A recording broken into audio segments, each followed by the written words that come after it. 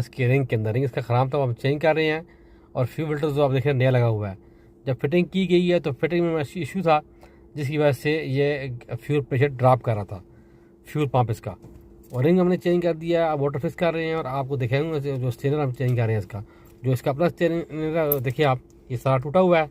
ये आप देखें, ये जो इसका स्टेनर है, इसी ने फ्यूल पंप का प्रेशर को होल्ड करना है, क्योंकि इससे वहाँ फिट होना है, उसको बैठाना है पंप को।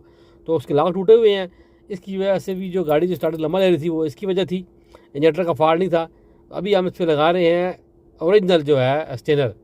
देखें आप, ये किस तरह हवा में बैठ गया है, फ़ौरन बैठ गया ना, ये आप देख रहे हैं। ये इस गाड़ी के अंदर इशू था, जो गाड़ी स्टार्टिंग लंबी ले रही थी, नॉकिंग कर रही थी और गाड़ी पिक छोड़ रही थी, वो ये फॉल्ट था।